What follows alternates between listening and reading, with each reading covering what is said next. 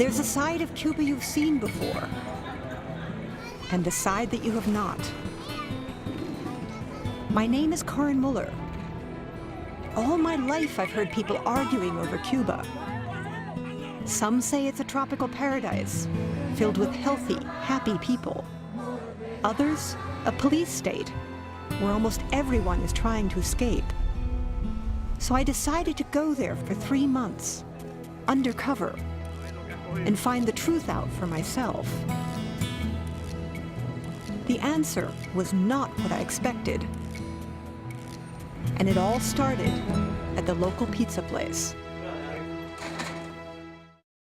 This program is brought to you in part by GeoCinema.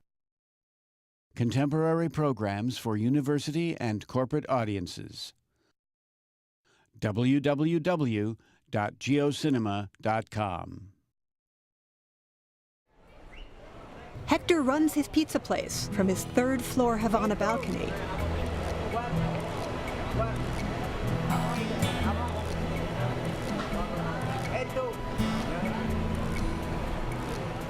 His customers shout up their orders.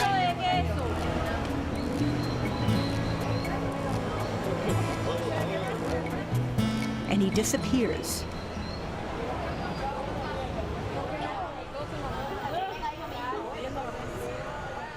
When the pizza's ready, he sends it down.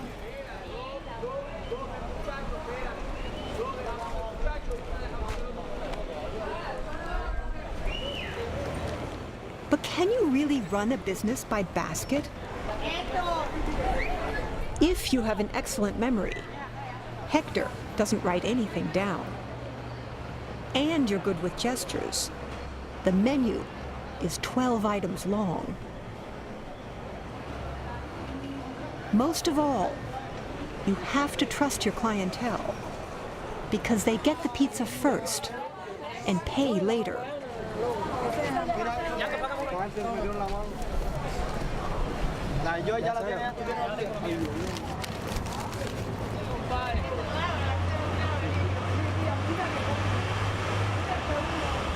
Hector sends down their change. Aquí no son capaces, yo creo, de robarse una pizza, porque ¿para qué? Por 10 pesos, ¿quién va a hacer eso? Tendría que ser una gente muy mala. La mejor pizza de La Habana. So what's so unusual about a corner pizza place? Cuba is communist. It should be against the law to sell a pizza, or anything else.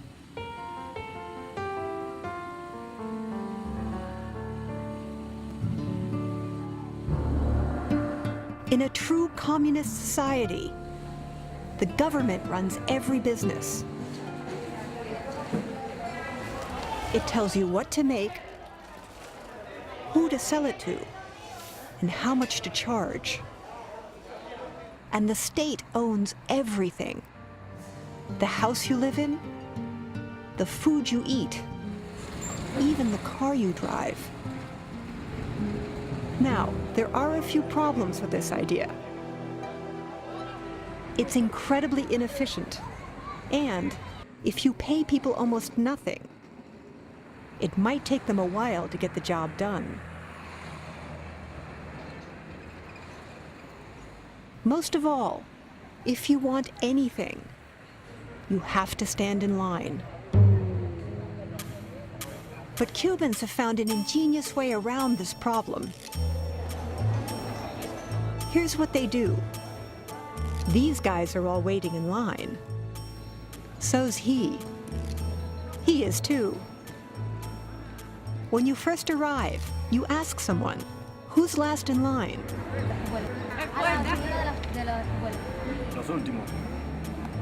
And take your place.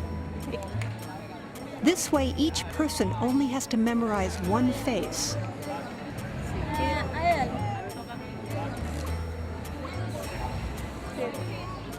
When the time comes, it's easy to organize yourselves. Cubans do it everywhere. Banks, bookstores, bus stops, even at the pizza place. Everyone knows exactly who gets served next.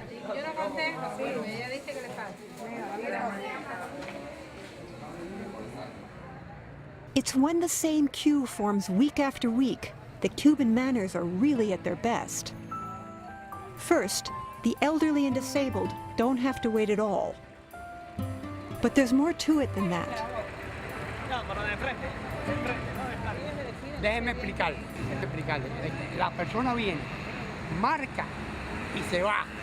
Desayuna, toma café, porque calcula más o menos el tiempo en que pueda venir el periodo. Y entonces regresa. Hay personas que vienen diariamente, nosotros lo conocemos y tenemos la gentileza.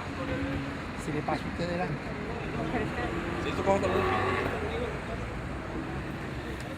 Here's the thing.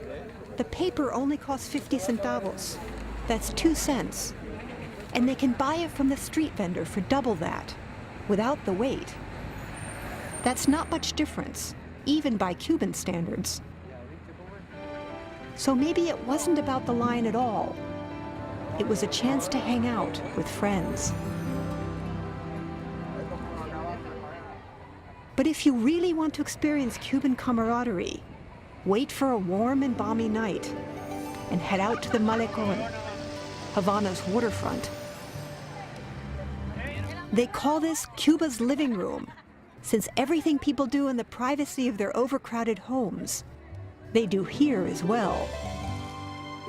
Cubans joke that sex is free and rum is cheap, and so they make the most of both.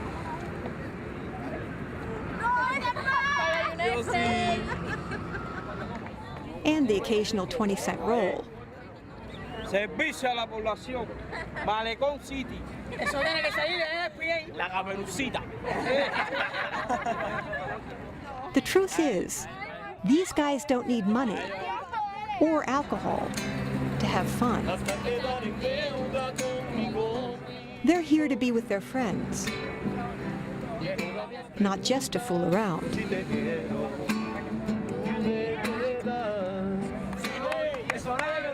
And anyone who walks by gets invited to join in the fun.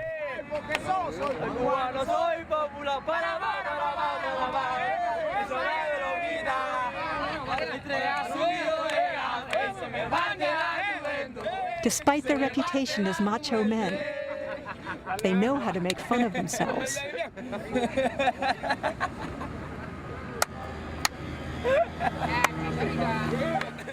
Though this guy wins, hands down.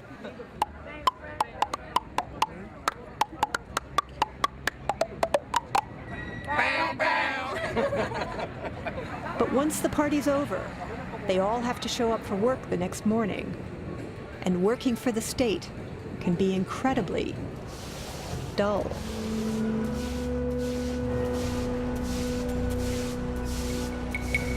Some Cubans choose to earn their living in the black market. It's a tough way to make a buck. Marco works 6 days a week, fixing lighters, and barely makes ends meet. He earns 2 pesos, about 8 cents, for each repair.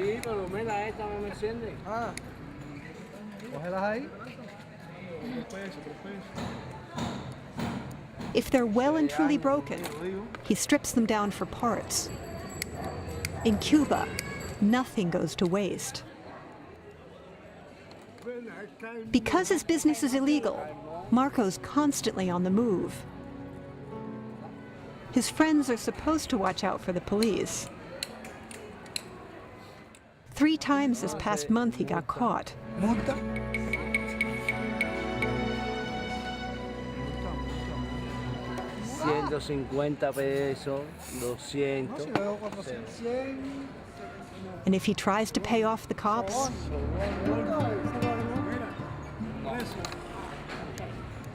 once Marco's got your lighter working, he'll send you to his buddy just around the corner to get it refilled.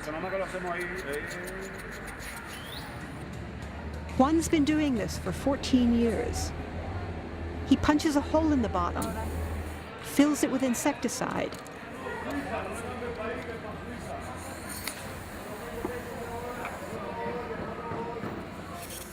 and plugs it up again. It costs 4 cents and works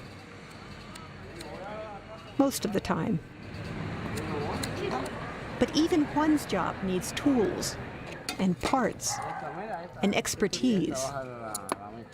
If you don't have all those things, you may end up working for peanuts, literally. They sell the tiny nut-filled cones for 4 cents each.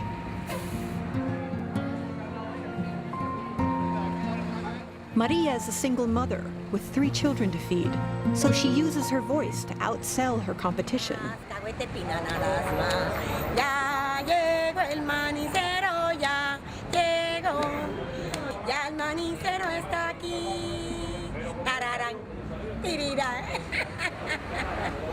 Surprisingly, she's not afraid of the regular police. They're usually sympathetic and are often quite fond of peanuts themselves. It's the undercover agents that terrify her. One notation in that book, and her kids won't eat for a week. The Candyman, on the other hand, doesn't care who's watching. When I ask him how much money he makes, he gives me a true entrepreneur's reply. Si trabajo hasta las 10 de la noche, tengo posibilidad de ganar cualquier cosa que yo quiera. Todo, lo quiero contar todo. Llevárselo todo. Diego doesn't hate the government, despite the fines he has to pay. The state, he tells me, doesn't just make a lot of rules. It also takes care of you. It pays for your education and most of your meals. Watches over you when you get sick. Supports you when you're old or disabled. And from time to time, treats you to a night on the town. The goal of communism is to create a perfect society, a kind of super family, where everyone looks out for everyone else, and no one gets special treatment. That's why in Cuba, a doctor earns about $29 per month, and a construction worker might earn $10. Why would anyone even bother showing up at work for $1 a day? I found the answer in La Vega. It's a typical Cuban sugar town. Most of the men work at the factory and live in apartments provided by the state. Their kids go to the local school, and communist slogans are everywhere. Vega also has a pharmacy and a health clinic. Unlike almost anywhere else in Cuba, here there are no lines. They treat everything from motorcycle accidents to pregnancies. Both the doctor and the medicines are free. But Vega has something even more unusual. Its very own guardian angel. Angelina is a family doctor. 2 days each week, she walks house to house, checking up on everyone inside. She sees each of her 2,000 patients, even if they're healthy, at least twice a year. This may be why Cuba's infant mortality is on par with the United States. ¿Y dejaste de fumar? No. En 130,90. Sí, pero está 130,90. Ahora mismo venía yo pensando y digo, voy a tener que subir. Siéntate un ratico para tomarte la hora. She also takes the time to discuss their lifestyles, relationships, and anything that might be causing them stress. Yo pensé, no, que era que yo tenía mucho polvo en la casa de él también, que el día barriendo y... Una cucharada cada 8 horas, mucho líquido, no fumar. The young boy can't take his eyes off her blood pressure cuff. A future doctor? Not unlikely.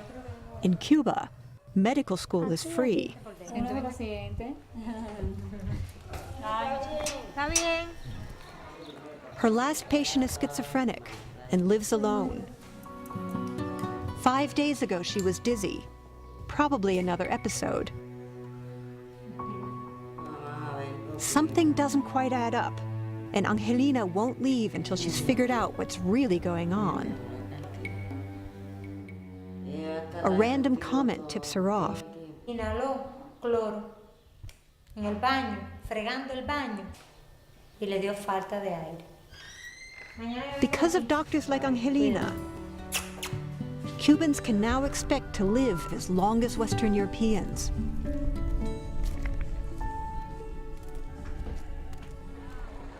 Angelina doesn't have a car. She hitchhikes to work whenever possible to save money.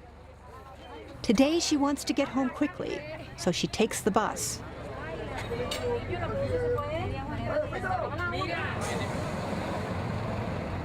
It's still a grueling 45-minute ride with an unexpected reward. Her husband and 5-year-old daughter are waiting when she gets off. And for good reason. Tomorrow's New Year's Eve, and Angelina's making imperial rice, one of the most elaborate meals of the year. They've been buying food for days. Esto es para hacer el arroz imperial, que lleva carne de puerco, carne de pollo, jamón y pescado. Pero no tenemos pescado. Angelina is no barefoot doctor. Her medical training is as good as a degree in the United States. She's extremely bright and caring, and she believes utterly in the communist way. She does not think she should get special privileges because of her education, nor does she seem to mind their tiny, one-bedroom apartment.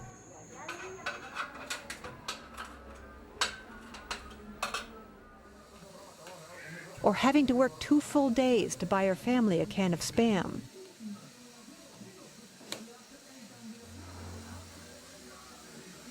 She's proud of her new rice cooker and deep fryer, both issued by the state. And the fridge is her most prized possession. It takes center stage. And yet they only have running water 1 hour a day.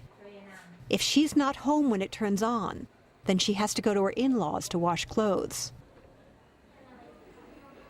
Cuba has more doctors per capita than any other country in the world. The government sends some 20,000 of them overseas each year. If Angelina agreed to go, then she would earn better housing and perhaps even her own car when she came back.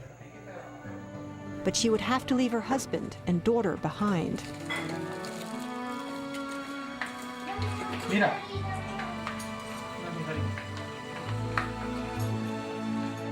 Tonight at least, they're going to eat well.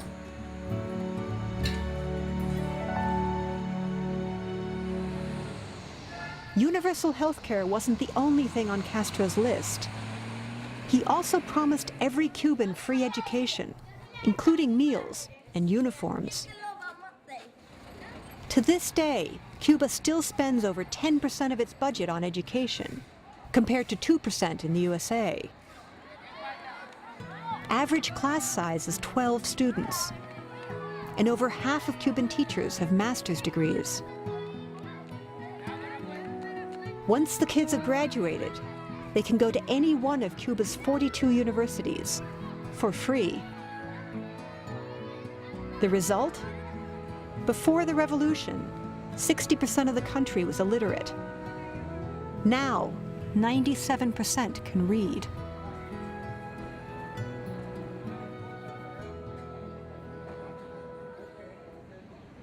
But it's not all good news. Books are incredibly expensive, and they're heavily censored. Cubans have less access to the internet than any other country in the Western world. And the government controls every single newspaper. So a nation that has learned to love the written word has no choice but to read the party line. Even Castro realized that you can't learn on an empty stomach. So in 1962, he started giving everyone a monthly food distribution. All you need is one of these, a ration booklet. It gets you Arroz, frijoles, esto, lo que están ahí. and it's all incredibly cheap. Sugar's a penny a pound, oil's less than 2 cents. Salt is practically free. In fact, the entire distribution costs about $1.20. That's 40 times cheaper than the open market.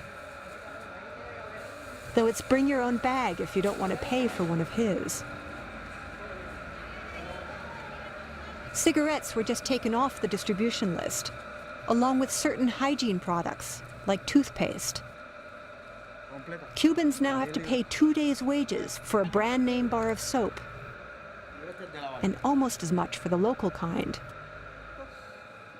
It's not a high-tech system. Everything's still done by hand. But it seems to work, and he's extremely well organized.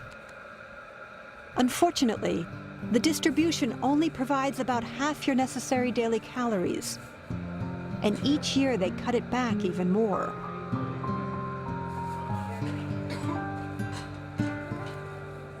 The meat distribution across the street used to include fish, chicken, sausage, and sometimes eggs. Nowadays, if they have anything at all, it's blended soybean paste. Once they sell out, they just lock their doors until next month. It's the elderly who suffer most. In Cuba, you retire when you turn 65. The government even gives you a monthly pension, though it's not enough to live on. Some retirees sell sticks of gum or plastic bags.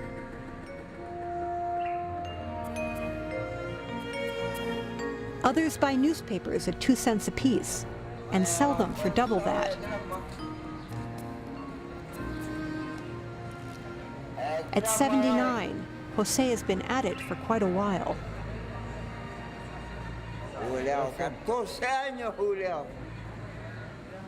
His pension is 202 pesos per month, about $8. Even on a good day, he doesn't sell that much. That's 40 to 80 cents. In spite of all his hardships, he's an utter gentleman.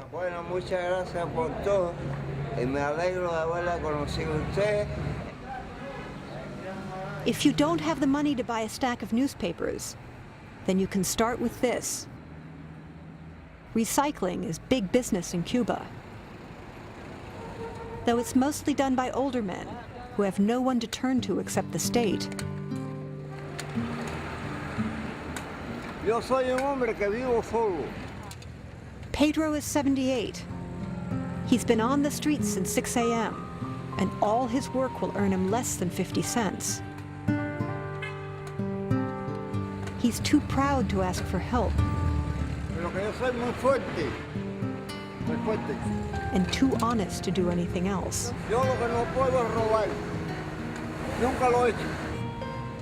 He has to stop and put down his bags every chance he gets. Pedro is heading for the recycle center, and he's not the only one. Unfortunately, the hours aren't very reliable. And it's already 2 p.m. There's one other thing. The center doesn't give you cash. It just offers stuff in trade. O, en este caso, algunas cosas como escoba. But can you then resell that stuff? Bueno, mira, realmente no se puede si se puede. No, it's not allowed. And yes, people do.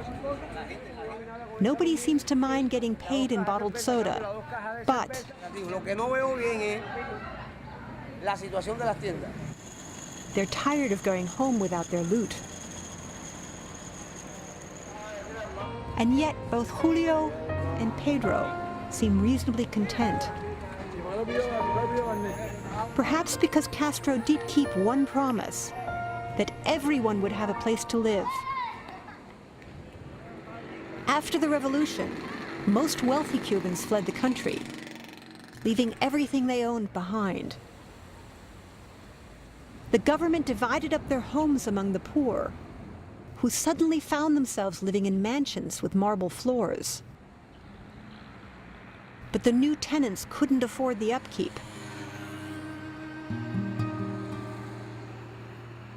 For the next 50 years, Havana barely got a coat of paint.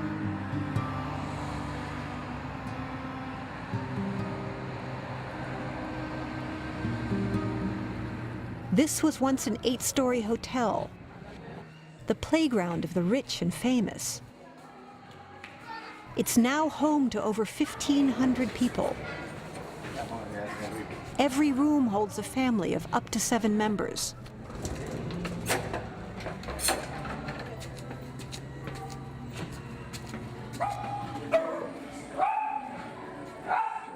There's no kitchen and only a portable hot plate for cooking. Most tenants have built a second floor under the high ceiling. The stairs are steep, and the workmanship is rough.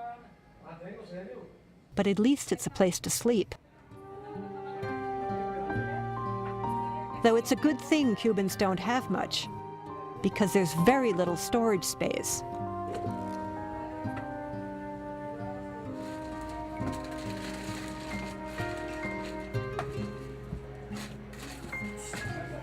During the summer, it gets so hot up here that they call these rooms the barbecue. But it's even worse for those who got the mansions. They get to keep their breezy ceilings, but the buildings themselves are falling apart.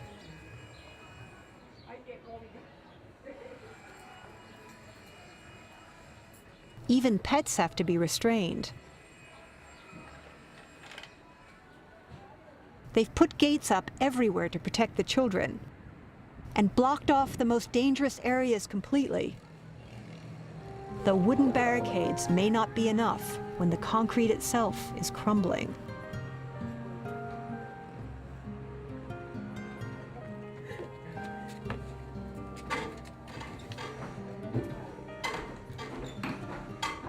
Plumbing is almost non-existent. The only working water tap is upstairs and down the hall.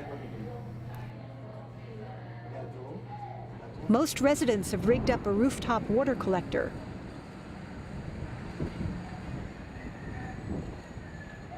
When it works. ¿Se rompió el tanque? Sí, mira. ¿Y eso cómo fue? No, yo no sé. But the real nightmare lives in the bowels of the building. The garage is almost empty, but that's okay, because all that sewage has to go somewhere.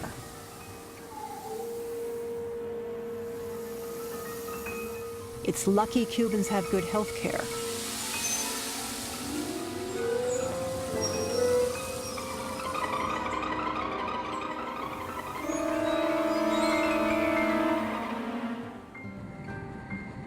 Castro set out to make everybody equal. Instead, everyone gets to be poor together. In this, the revolution has failed.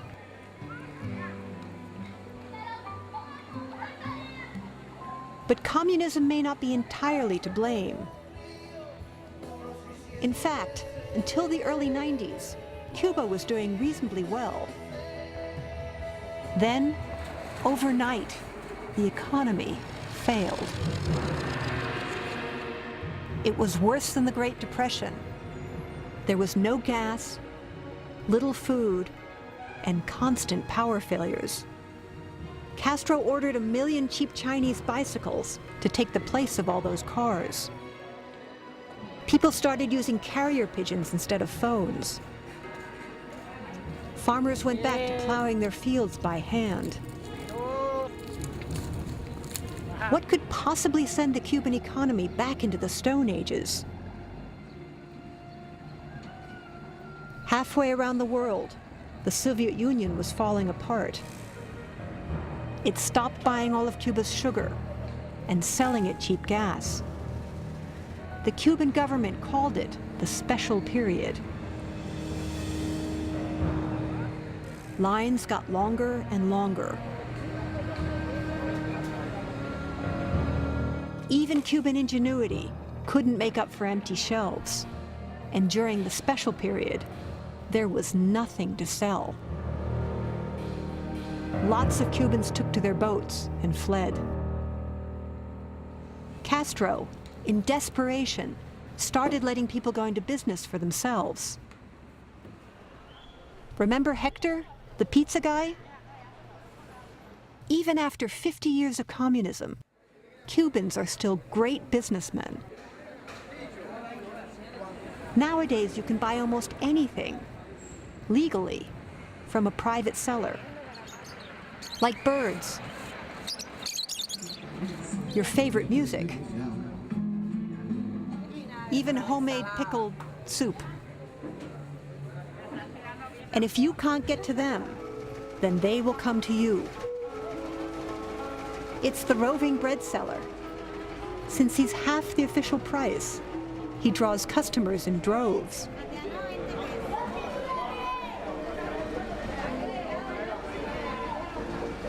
Cuba is still a communist society, so he's not allowed to advertise. Though there's no law against luring customers with a catchy tune.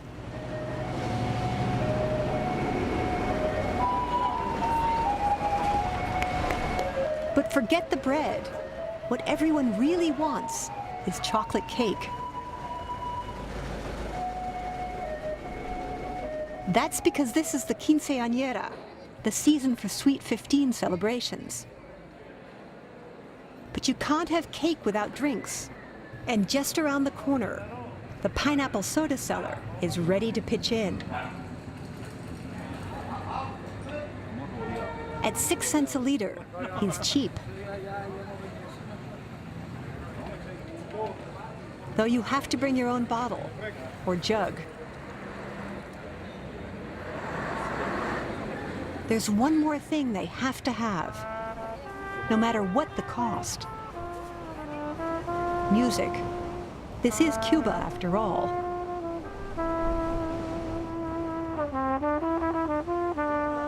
Live performances are extremely popular.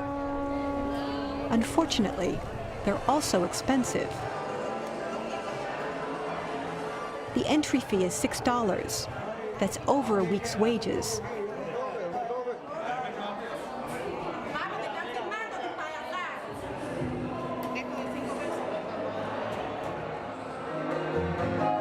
Once the music starts, they can't keep still.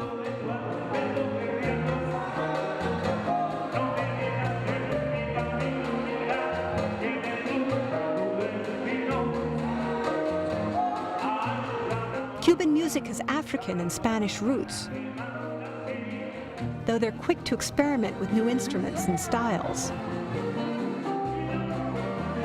and have had a huge influence on salsa, tango, and jazz.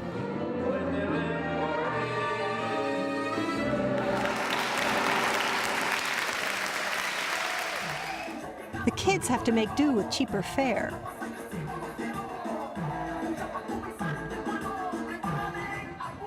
They're no less enthusiastic, though a good deal more risque. The women are better at it, but the men have much more fun.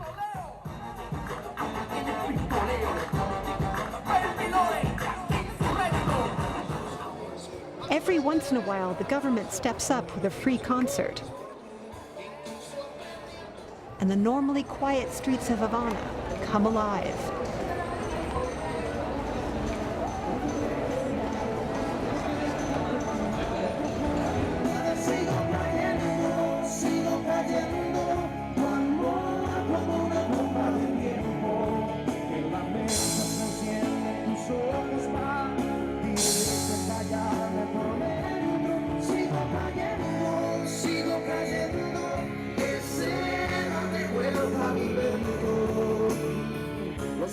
The crowd has a friendly, happy vibe.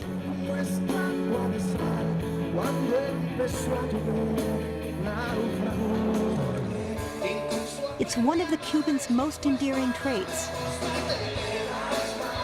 They can have fun no matter where they are, as long as they're with friends.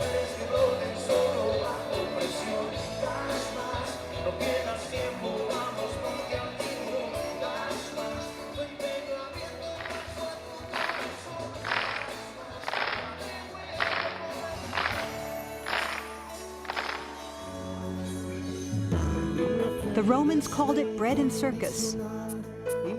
If you feed and entertain the masses, you can keep them under control.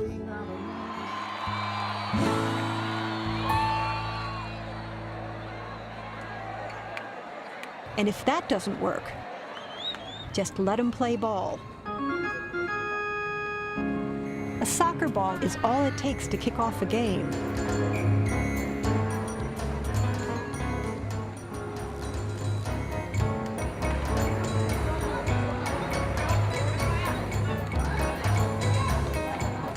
But more than any other sport, Cubans are nuts about baseball. It's their national sport.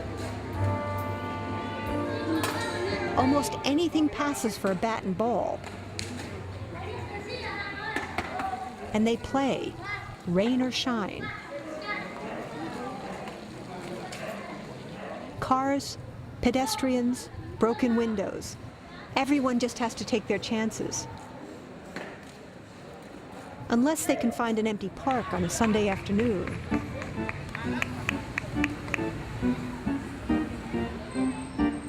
This team is short a catcher. First base is just around the corner. And third doesn't exist at all.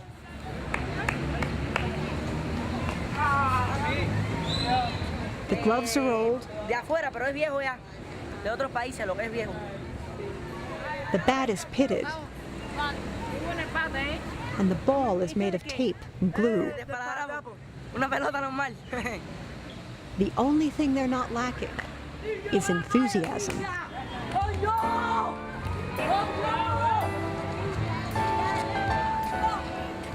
But these young kids have no idea how bad it used to be. During Cuba's Great Depression, no one had the energy to play sports. The country was literally falling apart, and the Cuban government was desperate for cash. Castro had one last hope: remittances. It's the money overseas Cubans send home to their family and friends. He just had to find a way to get his hands on some of it. So he opened up a bunch of luxury stores and even printed a whole new currency to spend in them. They sold the kind of stuff your average Cuban couldn't possibly afford on a state salary of $17 a month. 3 days' income for a stick of deodorant, almost as long for a liter of milk. A month's labor for a bottle of imported rum, and 2 for a pair of children's pants. Or, if you're really loaded, designer glasses worth 4 months' wages. And if you have to ask the price of these Italian shoes, you can't afford them. But how about a fridge? That will set you back 5 years' salary, if you're a doctor. You can pay for the sofa in less than 3. But communism is supposed to be all about equality. Castro may have gotten his hands on some US dollars, but he paid a heavy price. Cuba is once again a two-tiered society. Those who have and those who don't. Exactly what he launched a revolution to end.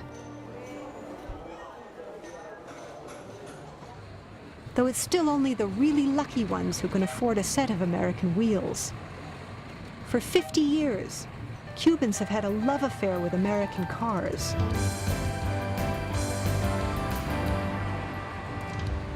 But keeping an antique car running needs more than expertise. You need spare parts. And since the embargo, they've been in very short supply. Not surprisingly, Cuban men are extremely good at fixing things. No, todo no. La mayoría. But even they can't make carburetors out of thin air. El hijo va a manejar, el hijo. So they've come up with an unusual solution. Se le quita el motor americano y se le pone un motor más pequeño que los rusos. It's a 1940 Plymouth. These guys will do anything to get their car running again, even if it means parking their engine in their living room every night.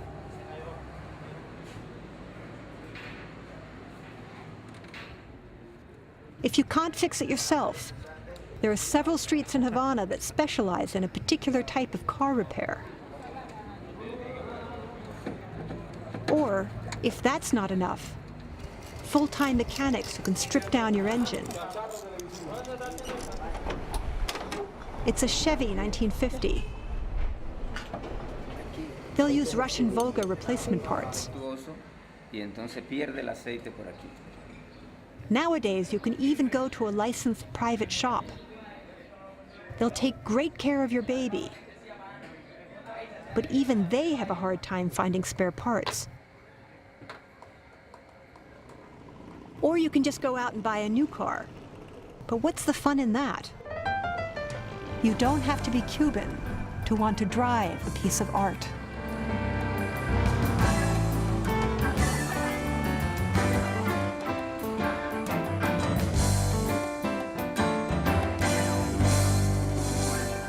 But few Cubans can afford a car, so most do daily battle with Havana's public transportation system. Buses come in a bewildering variety of Soviet and Chinese hand-me-downs.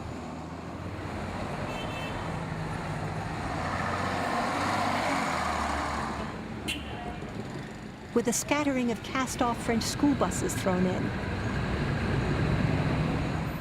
On the upside, they're heavily subsidized. Less than 2 cents a ride. On the downside, they're slow, hot, crowded, and very unreliable. These guys have been waiting for 2 hours. Their bus, it turns out, broke down just around the corner. The replacement is coming any moment. Almost no one has money for a taxi, so an hour later, they're all still there. Though at least one person has found a silver lining. It's our singing peanut seller.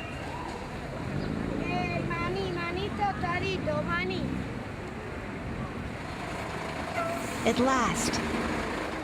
Though by now not everyone will fit inside. This was such a common problem that in the early 90s, the government came up with a new way to move people around in bulk. The camel bus.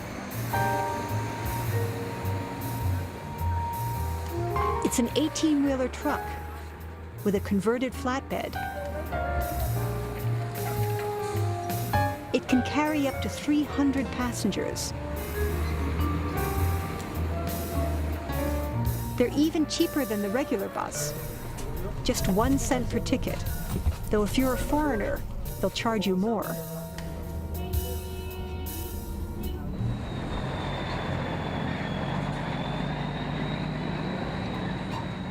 Camels were destroying Havana's crumbling streets, so in 2010 they were banned from the cities.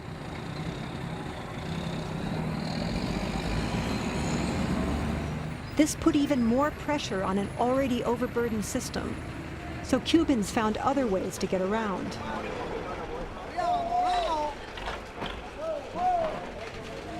Like shared taxis.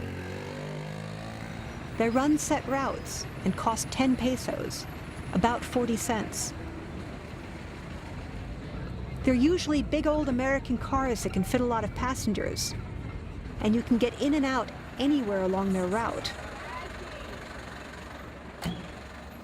Horse carts are still common all over Cuba. So are pedicabs, for pleasure and business too. A few Cubans have the ultimate luxury, a motorcycle with a sidecar. They can handle Cuba's country roads. And since a gallon of gas costs 4 days' wages, they're much cheaper to run than cars.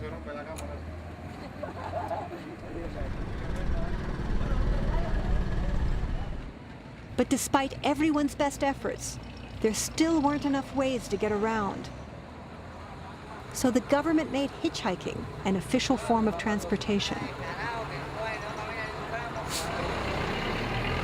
If you want to catch a ride, your first step is to buy a place in line. A ticket will cost you $0.015.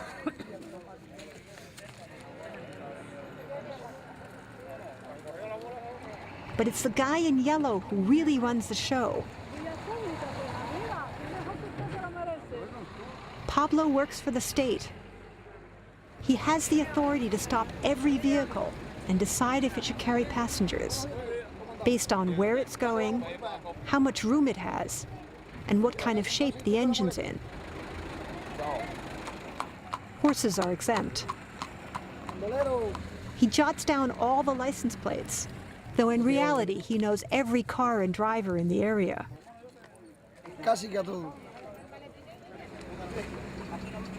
Their engine's bad. And he's only going another half mile.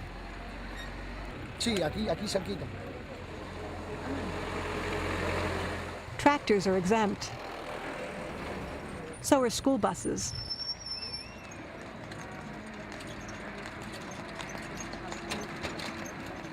Despite Pablo's best efforts, the wait can stretch for hours.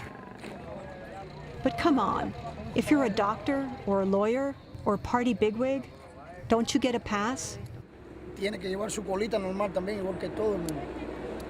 Though there are exceptions. And the elderly, though with a typically Cuban twist.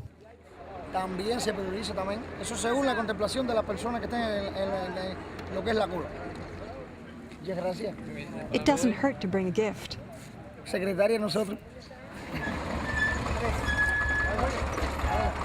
Jackpot. 3 passengers.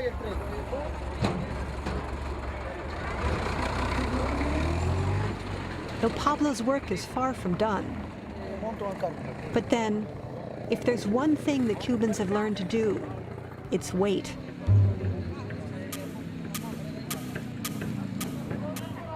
Despite its ingenuity, Cuba was still in a downward spiral. Castro had no choice but to open the country up to tourism. Though he was deeply concerned that foreign ideas would infect the local population.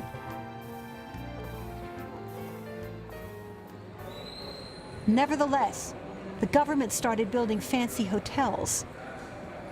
It also renovated Old Havana, restoring monasteries, theaters, and other tourist attractions.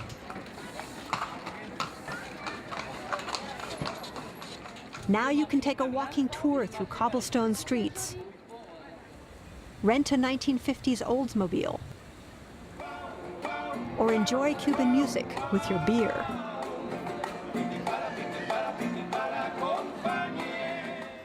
You can even spend the night in a hotel that looks remarkably like the kind of society Castro tried to overthrow.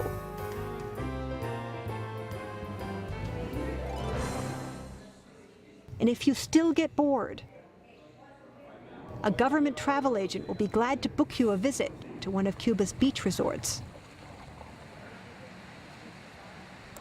He'll probably send you there by tourist bus. It's in a completely different part of town from the one that Cubans use. There's no line to buy a ticket, but it's 25 times the local price. On the other hand, the waiting room is clean and spacious. The toilets have attendants who hand out toilet paper, and there are doilies on every chair. The furniture is overstuffed. A television keeps you entertained. And there's even a baggage handler to help you with your gear. And if everyone looks cool and comfortable, it's because the entire place is air-conditioned. But it gets even better. The bus seats all have clean white covers, and it's only half full. The driver is told to make frequent stops so that everyone can refresh themselves with cappuccinos.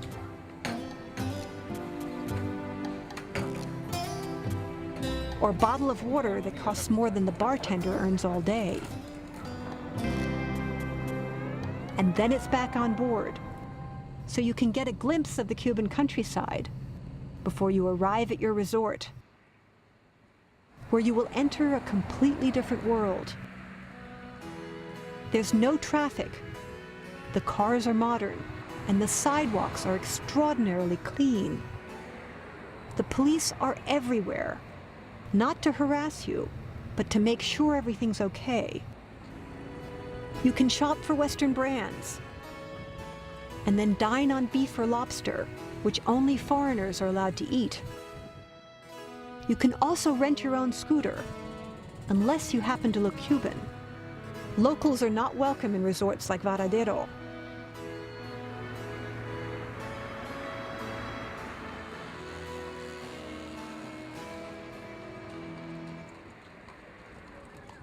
If you want a guided tour of the whole resort, several double-deckers do the circuit every half hour.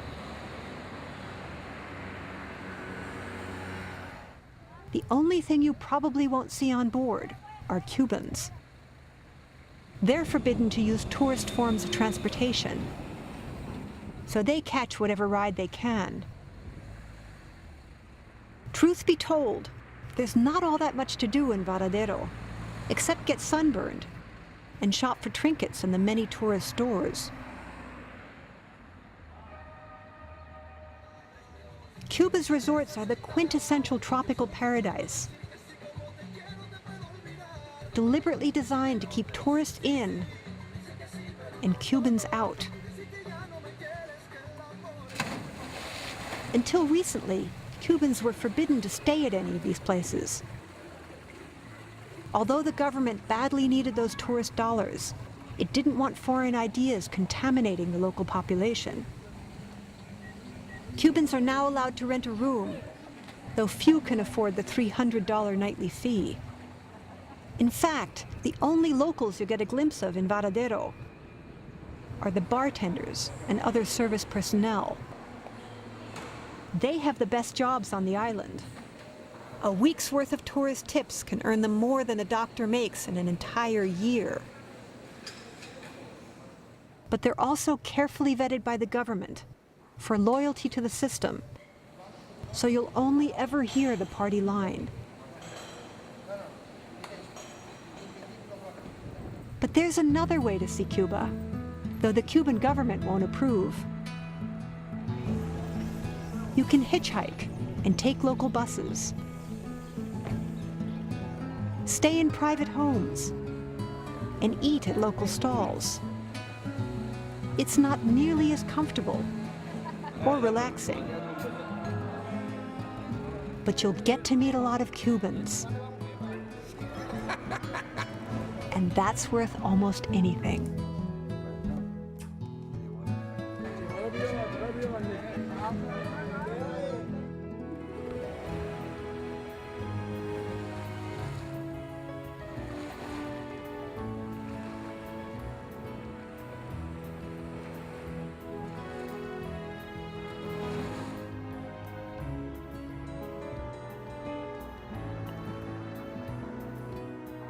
Next time on Cuba's Secret Side. Come meet some friends of mine. A singing salesman,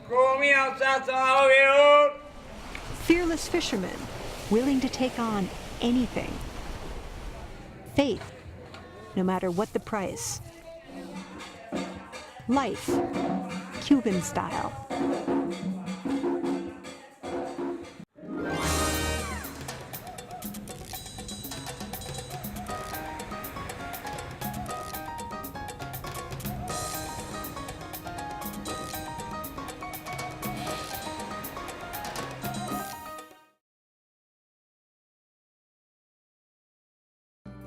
For information about how to use Cuba's Secret Side in the classroom, please visit www.cuba'ssecretside.com. Students use footage from this program to create their own mini documentaries. What do you really know about Cuba? So much of what we hear is based on fear and propaganda. Is the Cuban state a repressive dictatorship or a benevolent system that cares deeply for its people? Is Cuba a tropical paradise or a broken down third world economy? Are Cubans happy in their homeland or are they desperately trying to escape? But most of all, who are the Cubans and what are they like? Find out on Cuba's Secret Side.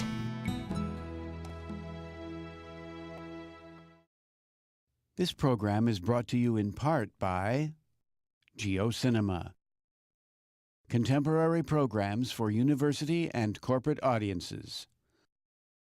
www.geocinema.com. So what could possibly keep two neighbors at each other's throats for over 50 years? Back in 1959, Fidel Castro made Cuba a communist state. The government took over everything, from homes to cars to businesses. Why did Cubans go along with it? Because the government also gave everyone free health care and education.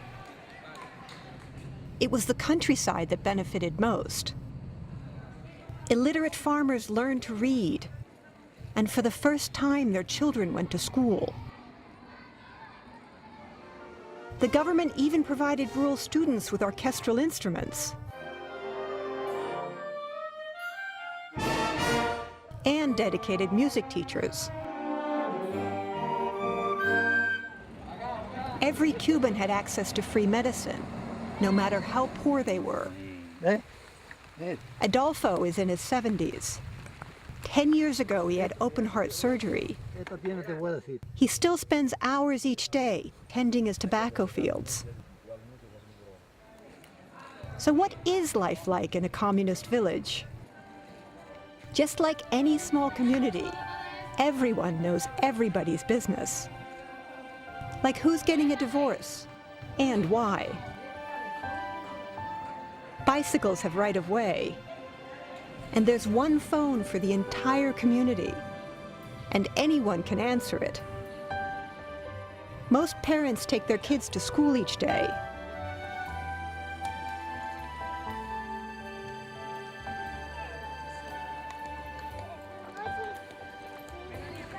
And toys are made by Dad. Around here, all doors stay open, day and night. And absolutely nothing happens after 9 p.m. And there's more time to wash your ride, go fishing,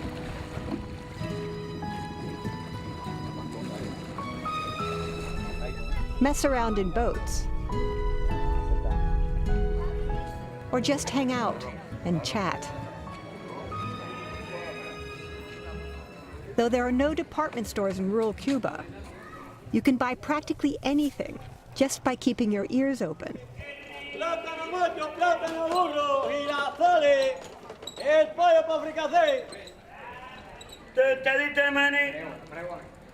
They patrol the streets from dawn to dusk, selling everything from peanuts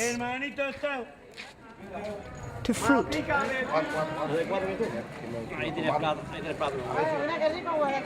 Each with his own distinctive tune. But the best voice by far belongs to Marco.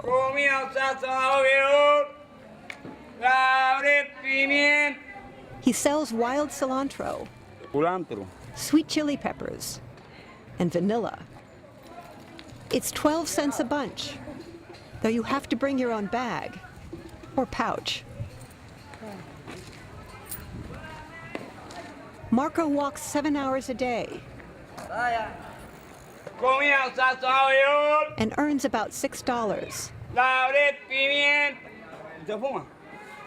He's a state-licensed seller, which means he hands over most of his income to the government, but he can sell openly and doesn't have to be afraid of fines. I've known him for less than 15 minutes, but he shares his hard-earned pesos every chance he gets.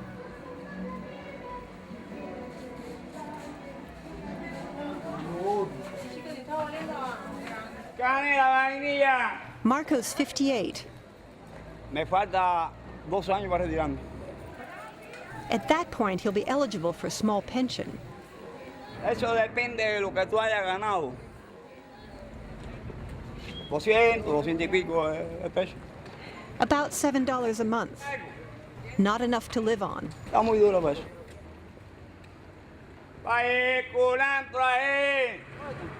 And yet he still believes in Castro's system. Y el servicio social es muy bueno. Yo te diré que es casi uno de los mejores del mundo. But Marco's true support isn't the government. It's his neighbors and friends. He gives them free chili peppers, and they treat him like family.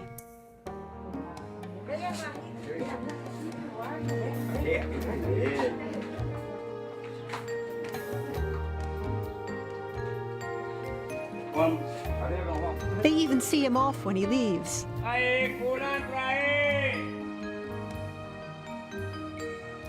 Maybe Cuban life isn't as much about communism as it is about community.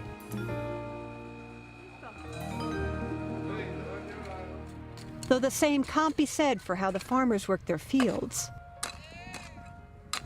Once Castro took over, he confiscated all private land and moved the former owners onto enormous state farms.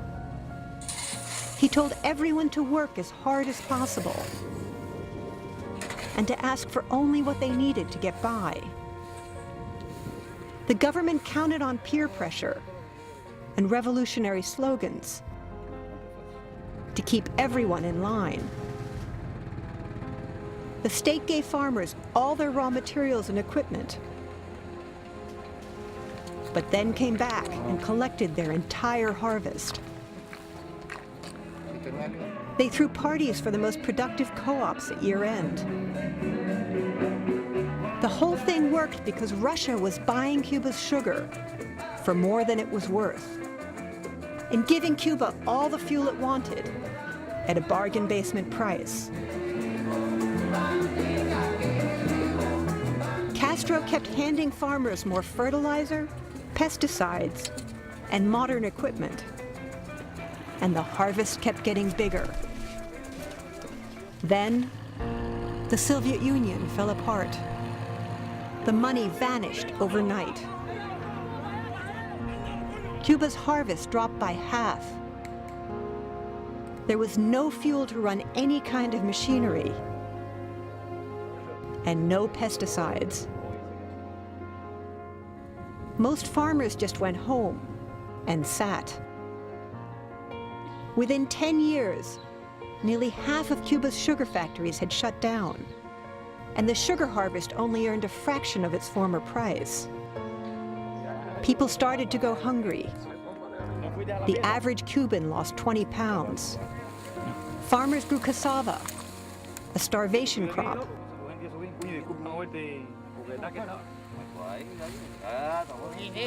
Castro ordered villagers to harness their oxen and go back to plowing by hand. it wasn't enough. The country was starving. In desperation, the government started leasing land back to private farmers and even let them hire neighbors come harvest time, and allowed them to invest in their own farms. The problem is, farmers still won't grow a lot of food if they just have to hand it over to the state. Castro had no choice but to let them sell some of their excess harvest and keep the money for themselves. Private stands popped up all over Cuba, and suddenly, there was food again. Lawyers, engineers, even doctors quit their jobs to sell produce on the street because they could earn so much more than their government salary. Competition soared. Prices fell. Cubans gained back the weight they'd lost. Unfortunately, food is still expensive in Cuba. A good-sized papaya costs a day's wages. But what Cubans really crave is meat. Those private stalls have plenty of it, for a price. You can buy any kind you want, as long as it's pork. 1 pound costs $1.30. That's 3 days' income for your average worker, or 130 pounds of sugar at the distribution center. Most Cubans can't afford to do more than look. Then he calls her back and gives her some for free. This is Cuba.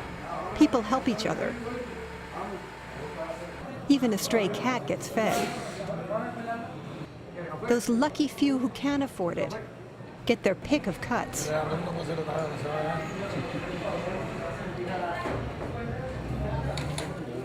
Employees don't get paid much, but at the end of the day, they do eat well.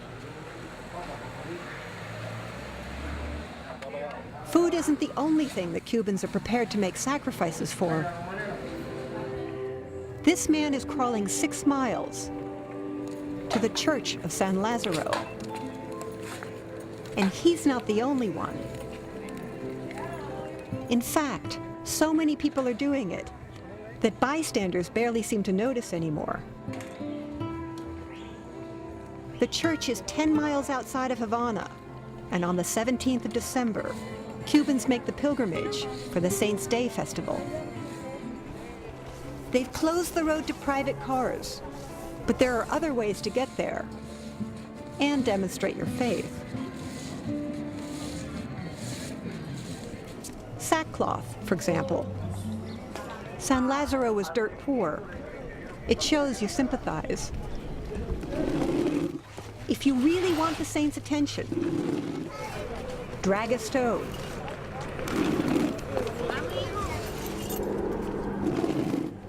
Or 2. The heavier, the better. Papi, eso pesa mucho, viejo. Ah, no, coge peso. Oye, verá que 30 libras.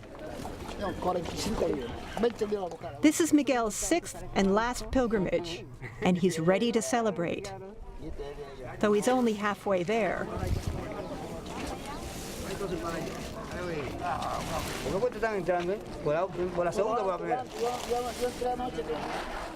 If you think this shows dedication,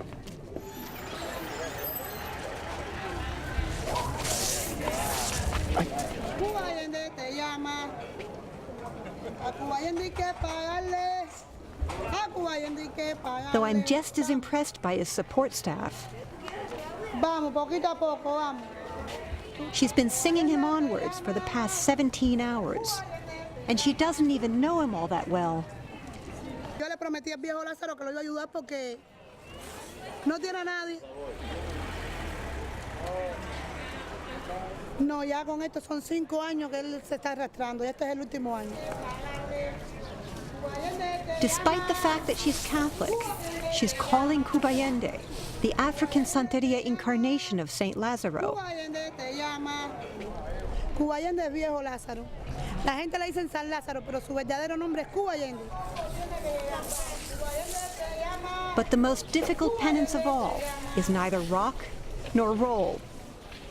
It's a 3-year-old child.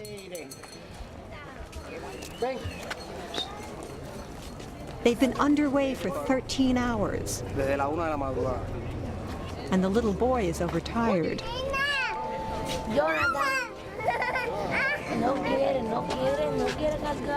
Daddy is not allowed to stand. Are they really going to make it? Sí, sí, cómo no.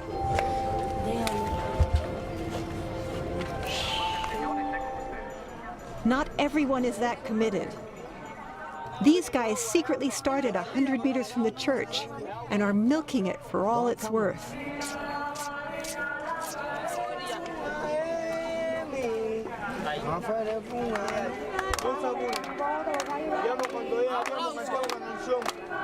They refuse water.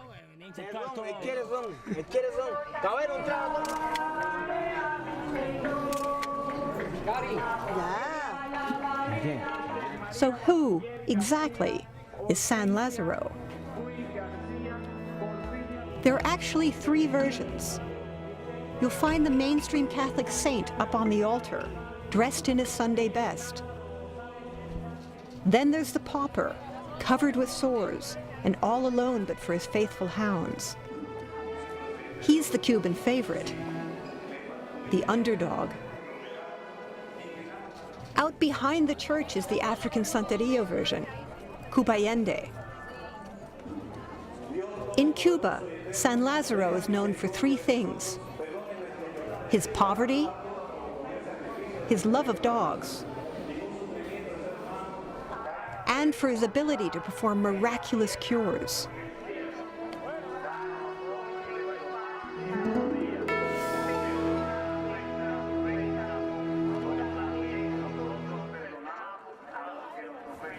Castro once tried, unsuccessfully, to eradicate religion in Cuba. He even canceled Christmas in 1969. Yo hice esa por un sobrino que tengo, que tenía cáncer y lo operaron. Ya está desde los 9 años hasta ahora. Gracias, Señor. If you can't afford a cash contribution, a nearby fountain is supposed to have healing powers.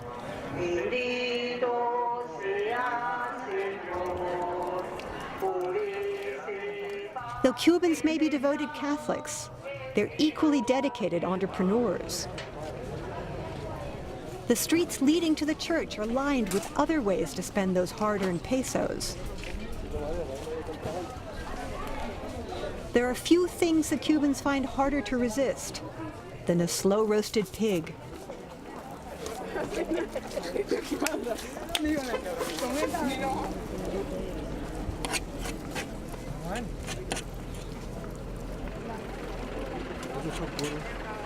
Even the garbage is just another opportunity.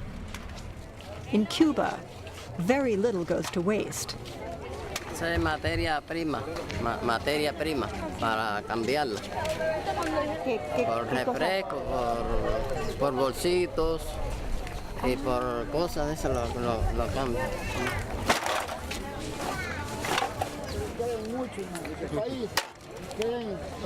This festival is as much about the Cuban character as it is about the Catholic faith.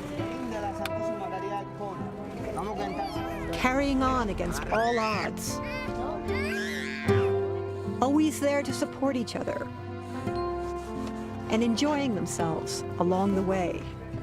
Rico, está bueno.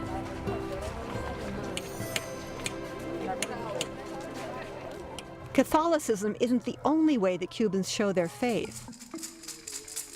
Over half the population practices some form of Santeria, an African religion brought to Cuba with the slave trade. Though since then it's taken on a distinctly Cuban flavor. Hilda is the matriarch of Ravenna town. She's the unofficial problem solver, the one you go to if you need a change of luck. Porque eso representa maleficio para la casa. Or a bite to eat. Or a quiet place to meet a friend. Casi todo el mundo querían hacer el amor anoche. Un rato nada más, solo un momento. Hilda's always working at least a dozen angles. Like how to get running water for the new bathroom fixtures she just put in. 20, sí, que lo traiga acá. If anyone can make it happen. María Carmen, por favor, María del Carmen. Ya. Hilda is a staunch Catholic and a high Santeria priestess. Y nosotros con esto limpiamos la casa para sacar las impurezas de la casa. Todo lo malo con agua de jicotea. Te lo aconsejo. She even has a secret room where sacrifices are prepared. She also uses it to hang laundry during the rainy season. And though Hilda believes in the healing powers of the Santeria deities, she makes sure to take her Western medications. Tonight is Christmas Eve, and she's feeding over 50 guests. Her entire family pitches in to help.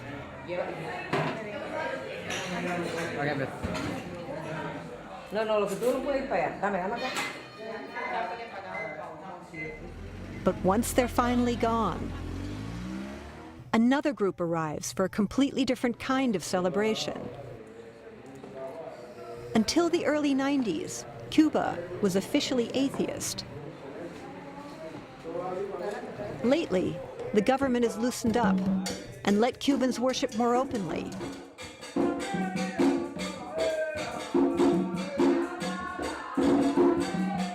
With dancing.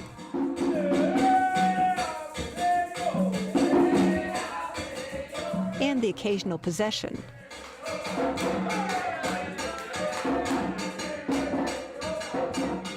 Back in the 1600s, 1 million Africans were brought to Cuba to work the sugar plantations. Desperate to hang on to their religion, they disguised their gods as Catholic saints.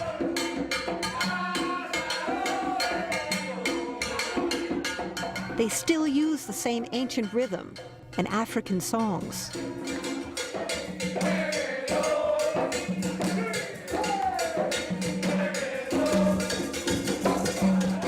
If done correctly, a god descends to earth and possesses a Santeria priestess. In this case, it's Cubaende.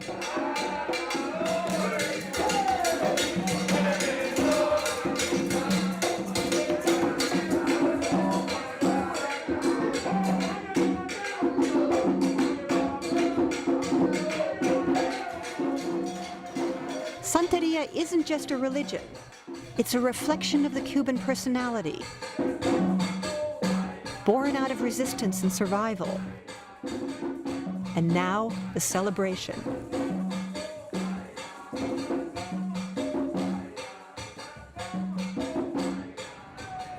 But not all Cubans take life quite so seriously.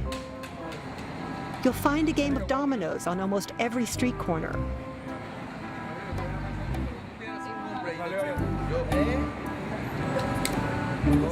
It's mostly just a chance to hang out with friends. The kids are far more serious. And so is the game they play. A military coup is always just around the corner. And petrol is the most valuable commodity. Try to avoid landing on the IMF at all costs. And nationalization is almost as bad. Now there's a card you really want. Para cómo se llaman que los países te manden dinero. American aid gets you absolutely nothing. But at least you still win if you have the most money when you're done. But are Cubans really happy with Castro's system? Or are they desperately hoping for change? That depends on whom you ask. Lots of Cubans are jumping at the chance to go into business for themselves.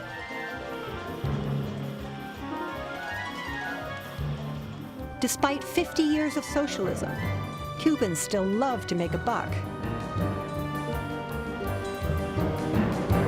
These guys want capitalism back, and fast. Manuel, on the other hand, has been repairing shoes on this street corner for most of 10 years. His clients drop them off, then pick them up a few days later when he sends word they're done. His old sewing machine doesn't require electricity, so he has very little overhead. And he employs his 2 sons. They mostly resole shoes, using old bicycle inner tubes.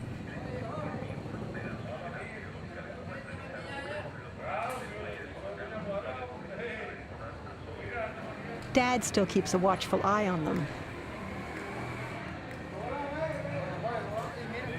Despite his years of experience, Manuel barely makes ends meet.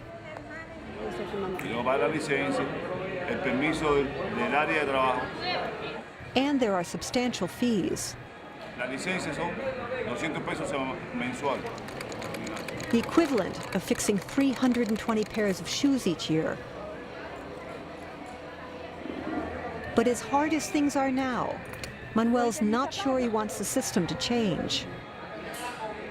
The state plans to lay off 1 million employees and dump them onto the private sector. That's a lot of competition.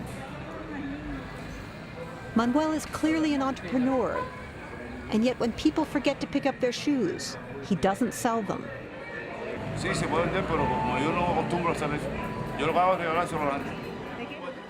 It's capitalism, Cuban style, with a human touch.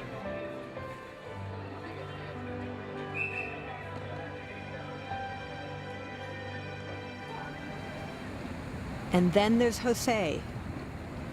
On most any sunny morning, you'll find him on Havana's waterfront. He's retired, and his pension is only $4 a month. As a hook and line fisherman, Jose is at the bottom of the fishing hierarchy. He uses almost no equipment and only owns 2 pairs of shorts.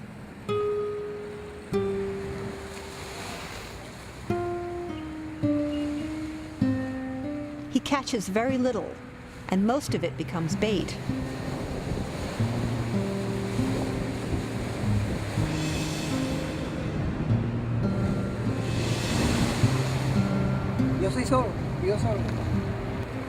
Jose only eats 2 meals a day.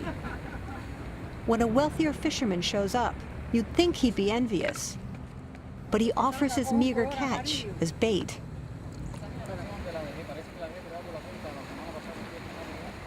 I asked Jose what he'd do if he won $1 million.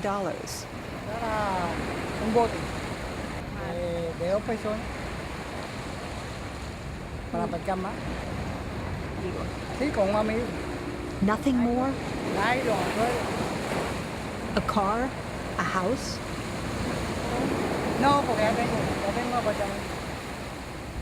Although the rest of us might see only what's missing, Jose seems completely satisfied with what he has. But in Havana, a hook and line is not the only way to catch a fish. Though if you want to be a spear fisherman, you need considerably more equipment, courage, and you really have to swim like a fish. Some head far out to sea. Others hug the rocks, despite the often unpredictable waves.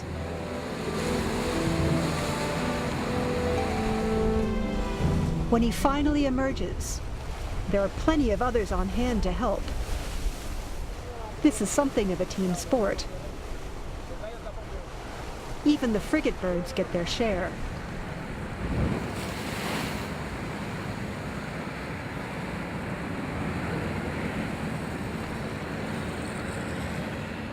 Most spear fishermen drag their catch behind them on floats. Others stuff the fish into their wetsuit pants. That may not be too wise, since they're not the only predators out there. It's a barracuda. At 12 pounds, it'll bring in a month's income. And as an added bonus, comes with bragging rights. It's quite a story. Tuve suerte de cogerla primero, porque me sorprendió y le di un tiro malo por la cola. He's leaving out the best parts. After he speared the barracuda, it took him for quite a ride. When it turned, he pulled in the line and carefully grabbed its tail. They fought, and he finally got it by the gills. I asked him if he was afraid. Si tienes cuidado, precaución, no hace nada. Ella no ataca ni nada. Tienes que tener cuidado porque tiene dientes. But the most interesting thing about spearfishing isn't what they catch. It's what they catch it with.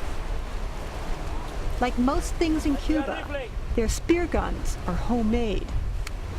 Todo esto es materia prima que puedes encontrar en cualquier taller, en cualquier basurero, en cualquier lado. They use an old bicycle pump to compress the air, car and plumbing parts for the rest. Why go through all that effort? Sale dentro de los 50 o 60 dólares. En la tienda, esta escopeta vale 180 o 200 dólares, este tamaño. The spear fishermen may get lucky now and then, but they can only dream of getting way out there, where the really big fish live. Believe it or not, a few brave souls have found a way. They head out at dawn and don't come back until mid-afternoon. They steer and paddle with their feet and pass the time in conversation. Their buddies are waiting for them on shore. A good thing, since it's not the easiest place to land.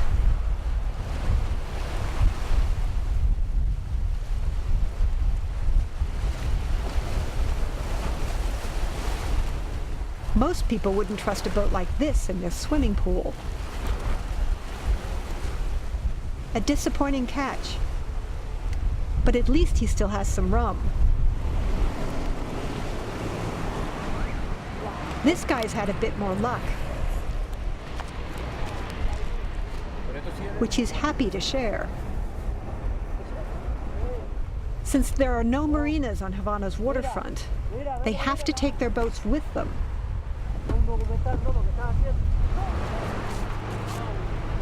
Each boat comes with built-in wheels.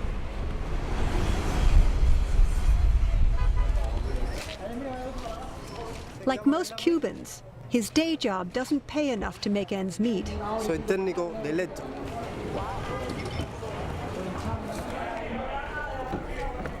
Today, they're going to rebuild one of their boats.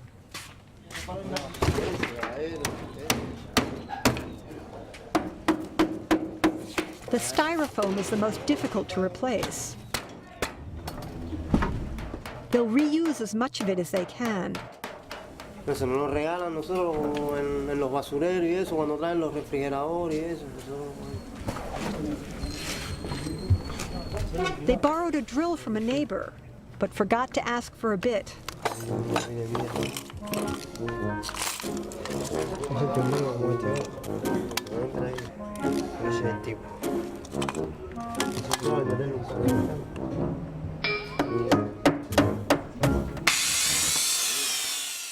There'll be no fishing tomorrow. The past 50 years have taught the Cubans how to fix things. It's also taught them how to wait.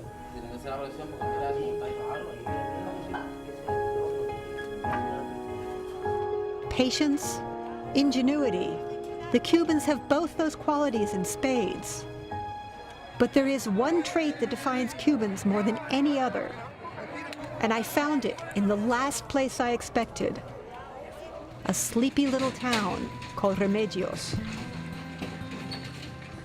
I arrived in late December, just in time for an unusual event. Officially, it's a festival, but with an unexpected twist. The town splits down the middle, San Salvador and Carmen. And both sides go to war. They do battle on 3 fronts. 1 point goes to the best float, a second for the wall of lights, and the final point for the most impressive fireworks display. But this year, San Salvador is in trouble. Their float isn't close to being finished, and the festival's only 2 days off.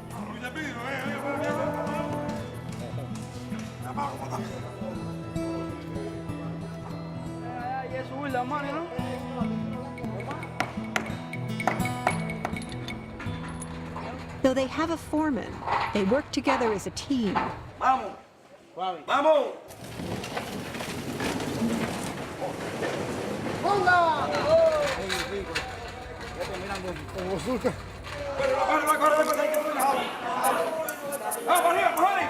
They even managed to keep their 50-year-old tractor running smoothly.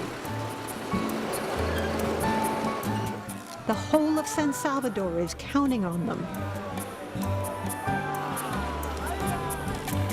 Last year, Carmen won, and San Salvador wants revenge.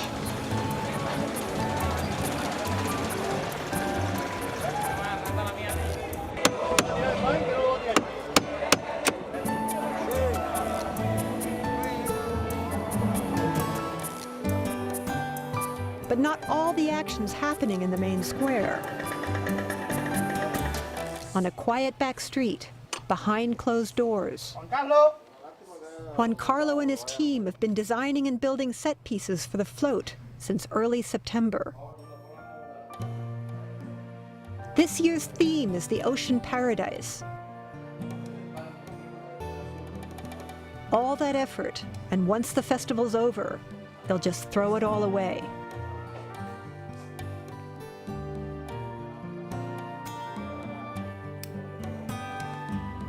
But the float is only 1/3 of the competition. The light wall's worth just as much, and it's just as complicated. 5,000 blue light bulbs alone.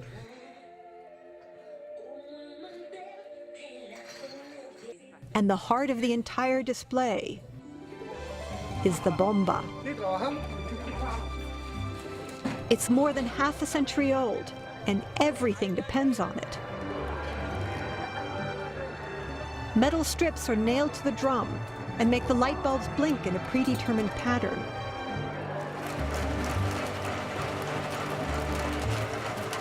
If they can keep it working.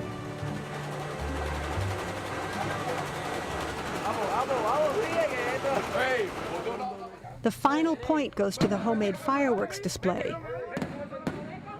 A few years ago, the factory blew up, and 3 men were killed. Not much has changed since then. In the meantime, the Cubans are doing the 2 things they like best: making money and hanging out with friends. Though their profit margin's pretty slim. Cotton candy costs 4 cents. And the world's worst spaghetti runs about a dime. The noodles have been sitting in lukewarm water for about 6 hours. They're topped with watery ketchup and a dollop of mystery meat.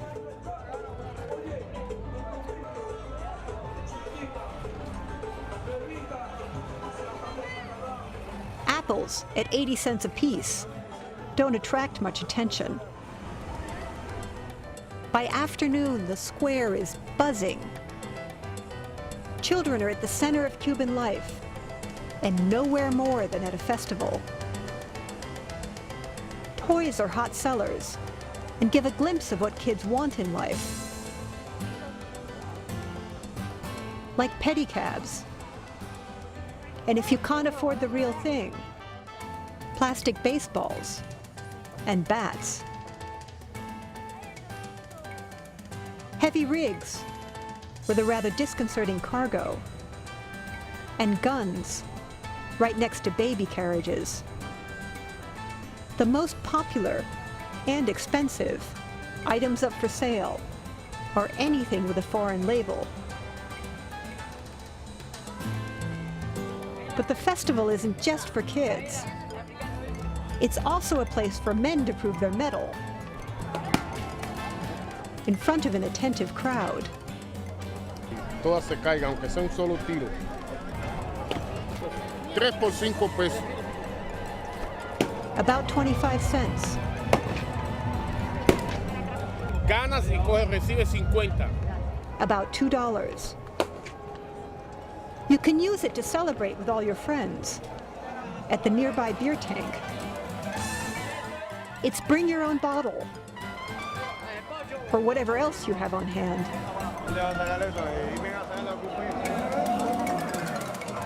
There's even someone nearby to sell you an empty can. Just don't look too closely at the tank. But then, it's only 12 cents a pint.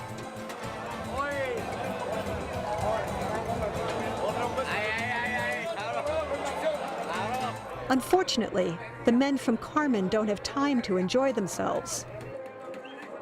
The festival is just hours away, and they're not finished wiring up the light wall. In fact, San Salvador has already started their fireworks display.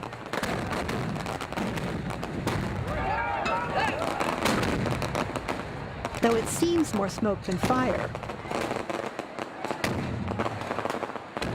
they make up for it with enthusiasm.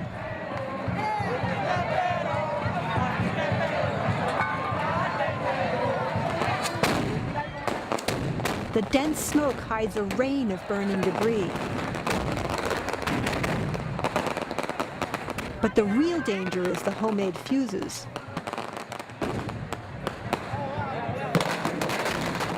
When they won't go off.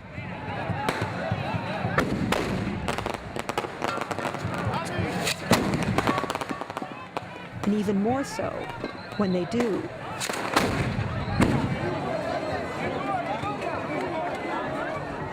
Legend has it that the festival was started by a frustrated priest who could only get a few members of his flock to come to midnight mass.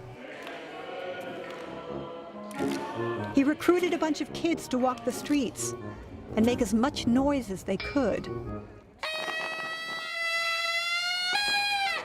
It worked. And over time, they started using fireworks instead. Carmen is still in trouble. They've managed to finish up the wiring, but there's a short, and they have no idea where.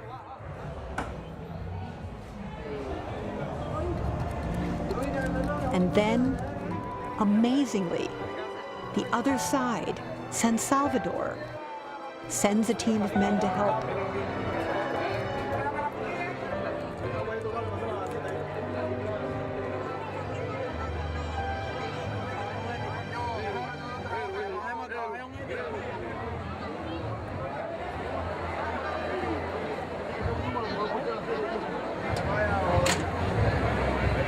It's fixed, and the ancient bombas come to life.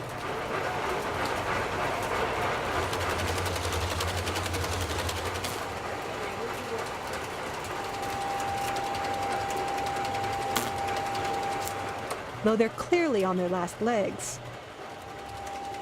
In fact, the whole place looks ready to go up in smoke. But at least the lights are working.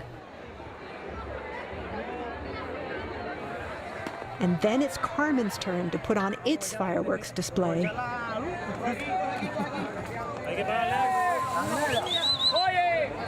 They're setting up in the middle of the spectators.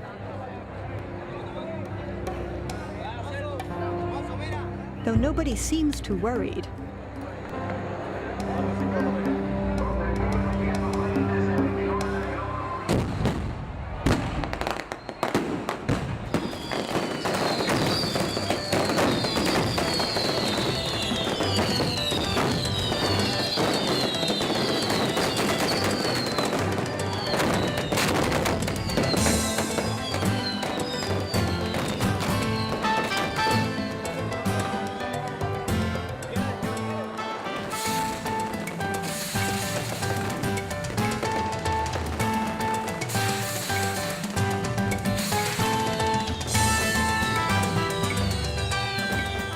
After the revolution, Castro canceled the fireworks for several years for fear the United States would think they were being attacked and retaliate.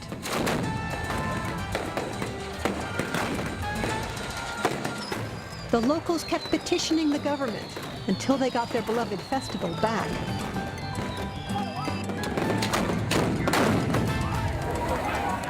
The falling ash gets thicker with every blast.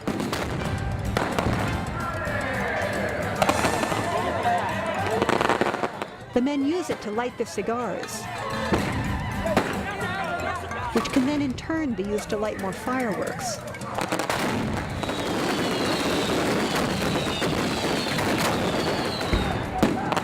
Fuses are still a problem. The smart ones knock over the tubes before using them again, in case there's something still inside. But they're just getting started. Hidden behind the square, it looks like they go on forever. How many? Even they don't know. It takes half an hour just to set them all in place.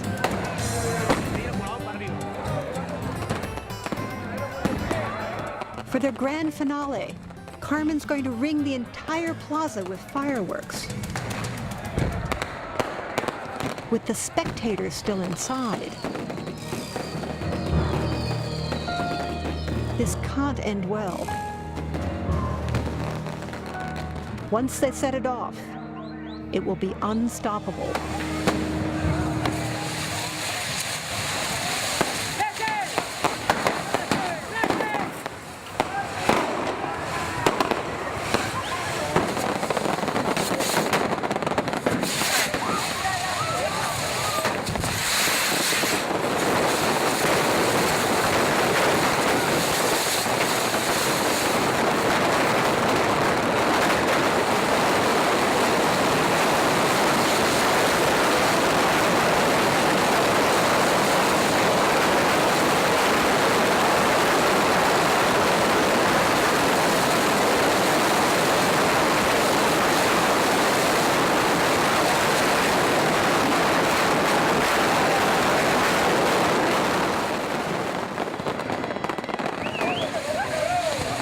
Within minutes, the festival's in full swing.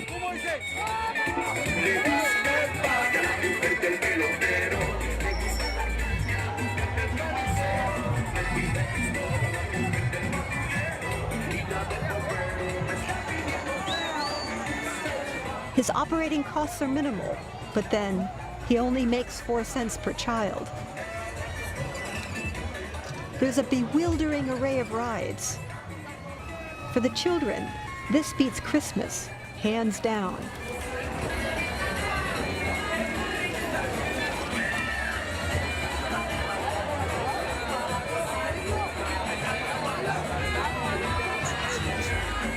There's even a stand that sells temporary tattoos. Though not everyone's convinced.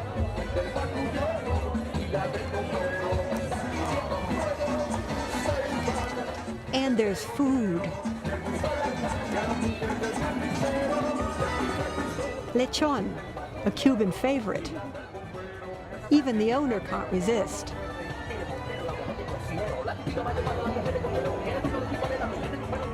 20-cent pizza, pork,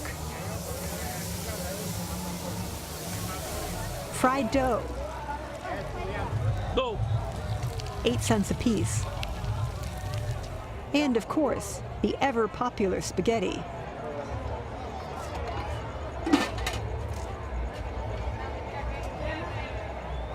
And the baseball's still going strong. Once the music starts, they can't seem to help themselves.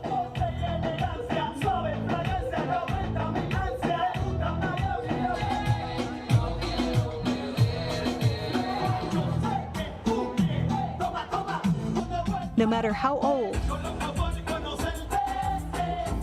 or young.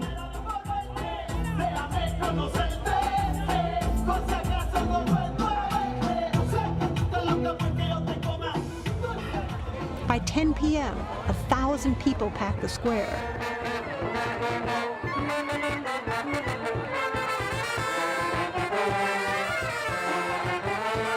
San Salvador clearly had the better lights.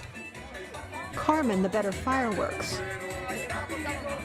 Whoever wins the coming float parade wins the festival. And far from the waiting crowds, a small group from Carmen are pulling out all the stops to make sure their team brings home the crown. If you think the men have it tough, the women have to squeeze into elaborate rattan and wire costumes. Despite the stifling heat.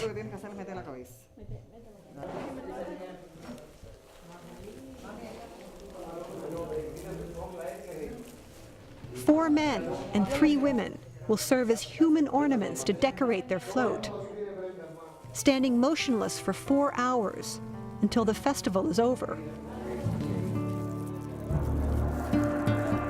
The headdress is so cumbersome that they have to take it outside to put it on.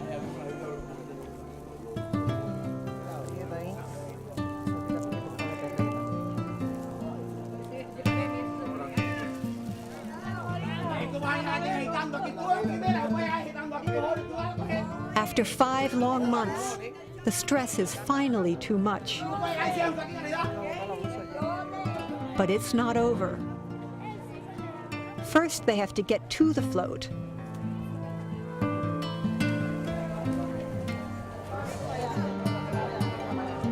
And figure out how to climb on board.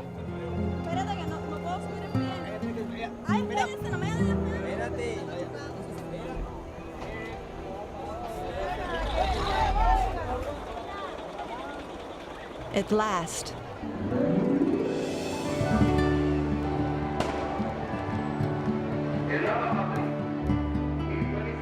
"3 hours to go, and standing proud."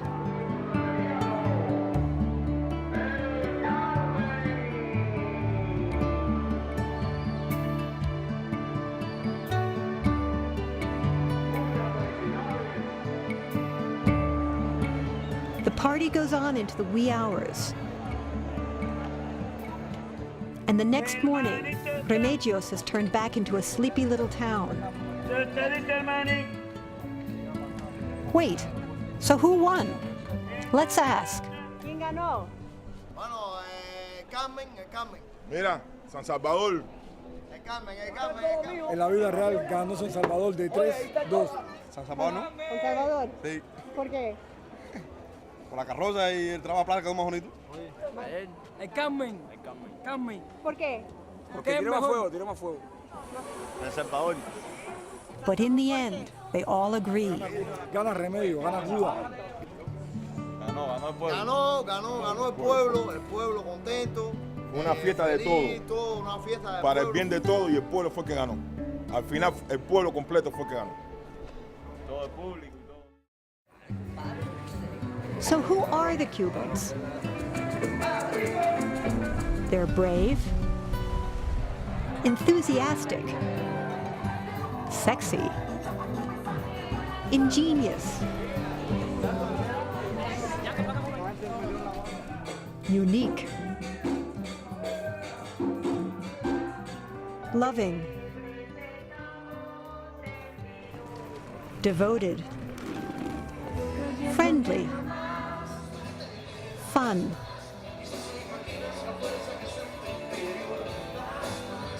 entrepreneurial,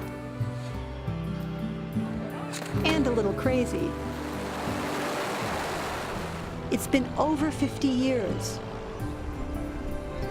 Isn't it time we got to know each other again?